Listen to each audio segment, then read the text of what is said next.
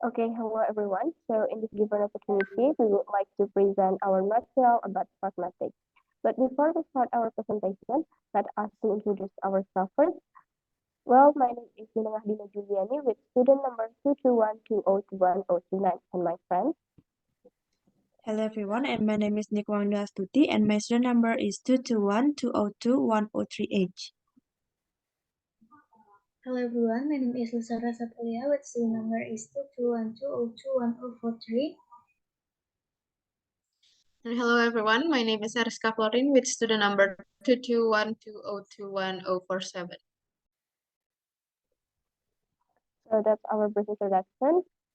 Well, in this given opportunity, there are several things that we're going to talk about. Next. First is definition of pragmatic. Second is types of context that consist of physical context, linguistic context, social context, and epistemic context. And then also talk about the common topic in pragmatics. It consists of justice, speech acts, and politeness.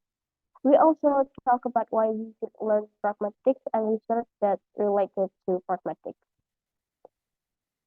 Next.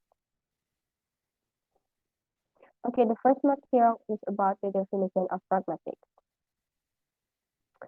Well, pragmatics is the study of how context affects meaning, such as how sentences are interpreted in certain situations. To make you more understand about what is pragmatics, let's watch this video together. When I teach your class at 1 p.m., and then one of your friends comes into the class at 2, and I say, "Bravo!" It doesn't mean that I compliment him, but I'm being sarcastic. The class will know that I actually tell him off for being late. In real-life interactions, we don't usually interpret what people say literally. We often look at the circumstances preceding and following the utterance.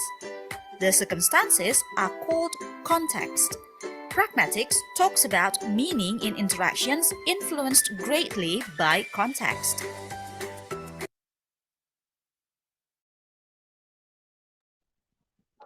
So that's all about this video. Right now, let's talk about types of context. Next. Well, there are four types of context. First is physical context, refers to where the conversation takes place, what objects are present, and what actions are taken. And then the second type is epistemic context, refers to the background knowledge shared by the speaker and the listener. And then the third type is linguistic context, refers to things that were said previous to the utterances under consideration. And then the last type is social context, refers to the social relationships and setting of the speaker and listener. Next. So here I provide you the example. A pastor called all the children in his congregational church and began his sermon. Children, I'm thinking of something that is about 5 or 6 inches high, that can climb trees, that lives in either a nest in tree or makes its home in hollow out portion of tree trunk. The thing I'm thinking about gathers nuts and stores them in winter. It is sometimes brown and sometimes gray. It has a big bushy tail.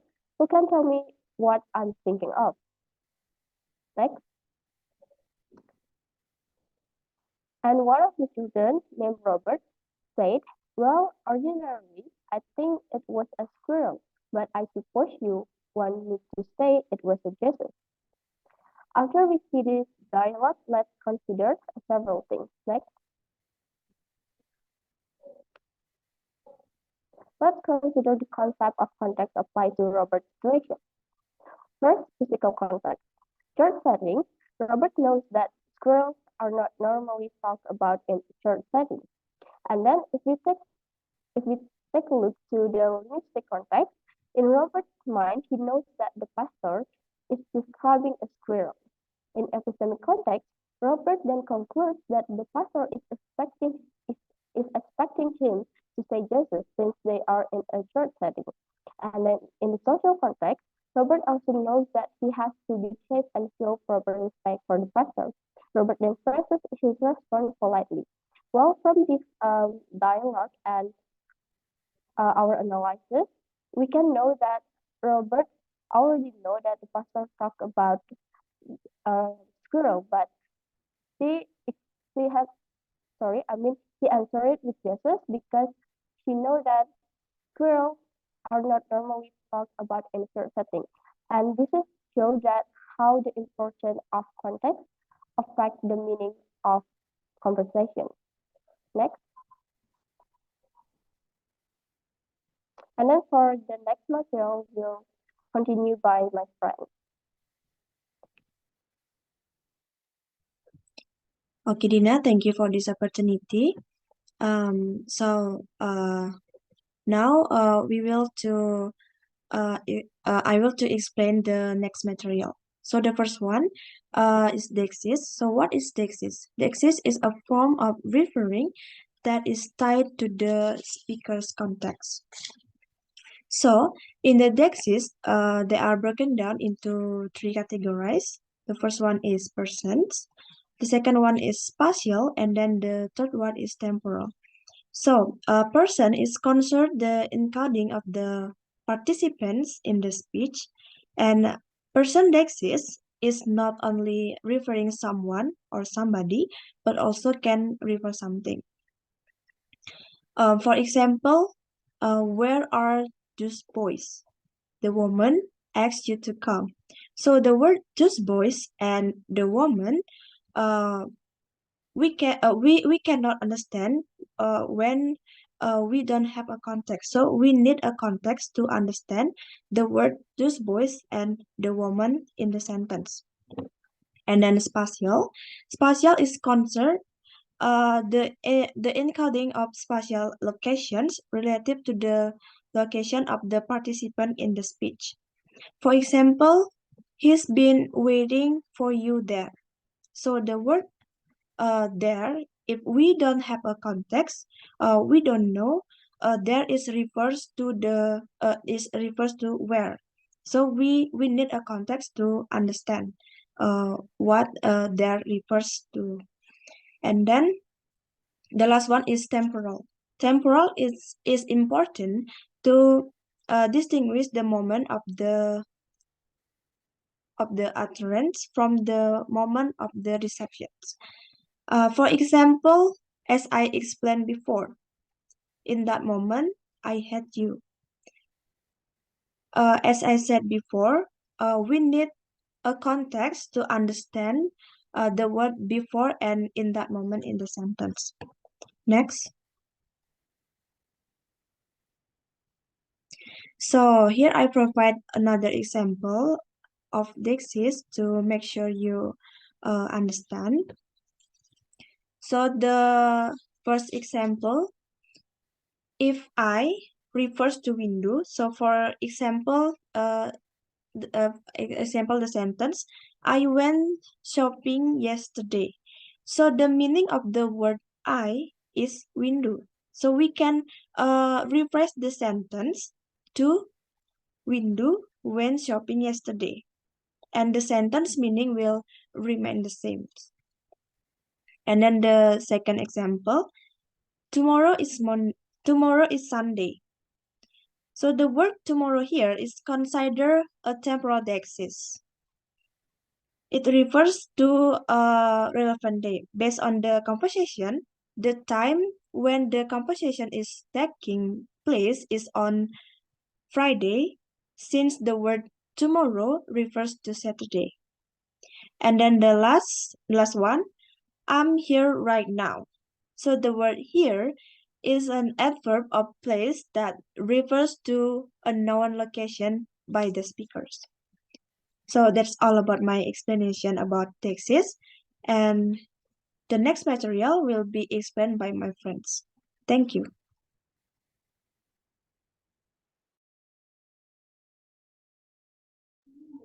So, thank you for the opportunity, Nindu. I will continue the next material about split acts.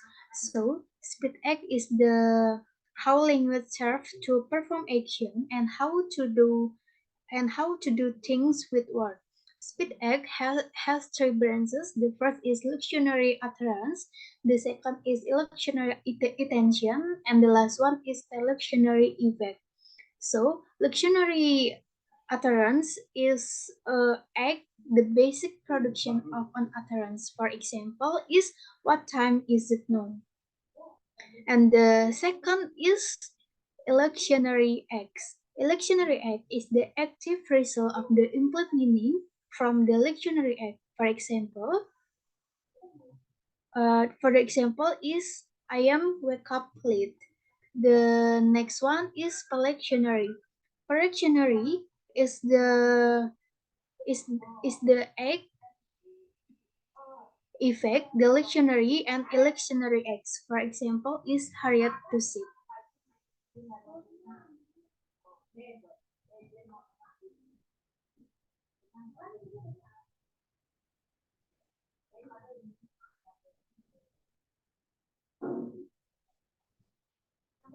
Okay, so I have another example of speed acts.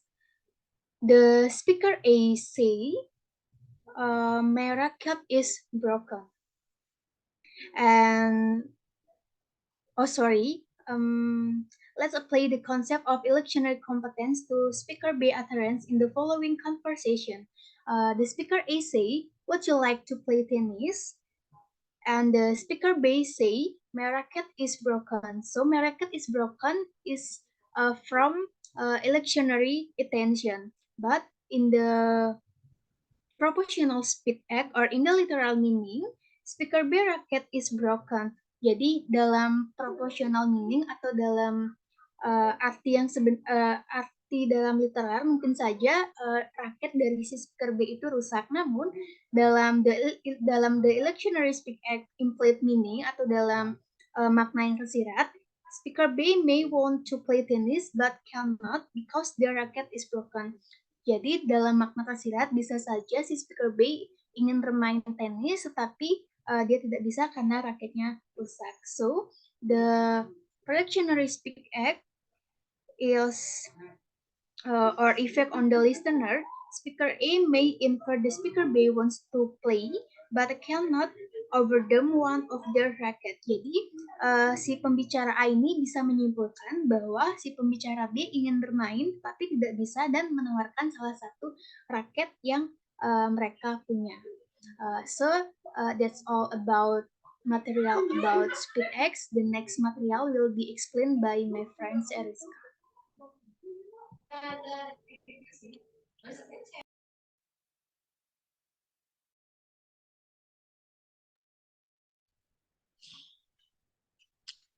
Okay, thank you, Saras, for the opportunity. So for this next material will be explained by me, and it's about politeness. In pragmatics, politeness can be concluded as awareness and consideration in speaking to other people that if we talk to people that we can choose the language uses and the politeness use, and from our language, people would not be offended. And in some of people, there are the level of decency that can be measured, seperti kayak standar kesopanan dari setiap orang itu berbeda-beda. Bisa saja jika kita berkata yang sopan terhadap satu orang, bisa saja dianggap kurang sopan terhadap orang yang lain. And politeness divided into two standards, that is face-threatening act, that is language behavior that offends someone, and there is FSA, which is face-saving act, and it's a language behavior that maintains someone's offense. Jadi face-threatening act ini merupakan tutur bahasa yang dapat menyinggung seseorang. Dan untuk face-saving act ini merupakan tutur bahasa yang disampaikan dalam artian yang sama tetapi tidak menyinggung seseorang. Next.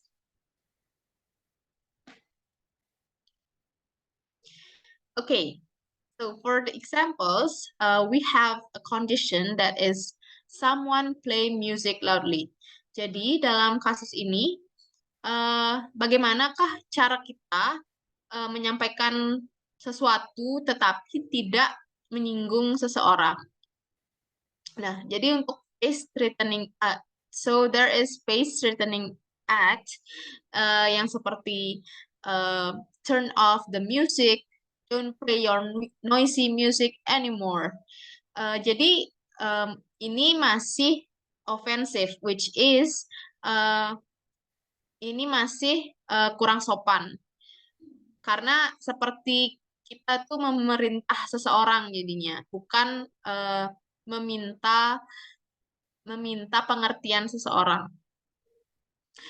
Like turn off the music, don't play your noisy music anymore. Are you okay? So you play the music loudly. Jadi kalimat ini masih tetap menyinggung seseorang, tetapi diucapkan dengan perhatian. So there is a sentence that is, are you okay? Like that. And after that, we have, are you out of mind? Turn off the music. So this is like still offensive, still masih kurang sopan, karena dia menyanyikan kayak are you out of mind gitu.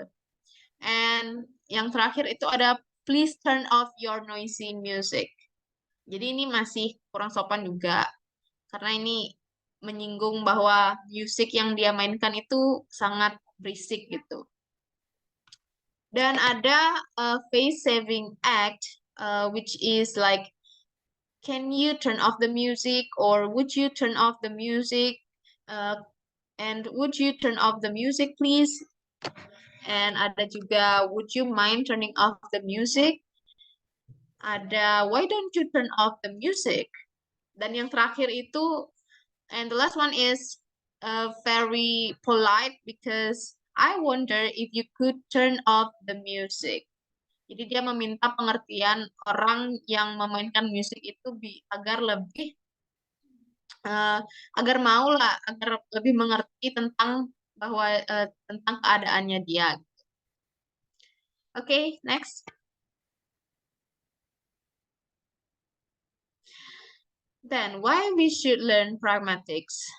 So first one, to help and teach our students how to use the language appropriately. And second one is allow us to know what to say to whom and how to communicate one's message in a specific context. And last one is learners can realize various levels of grammars. Next. Okay, so here is some research about pragmatics. In this research, talk about the future and the challenges of pragmatics in English language teaching.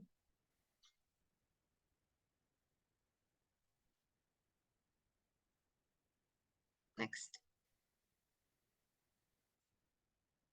So that's all from me, and I will give the time back to the moderator. Dina, time is yours. Okay, everyone, that's all from us. Thank you for watching and thank you for listening. See you next time.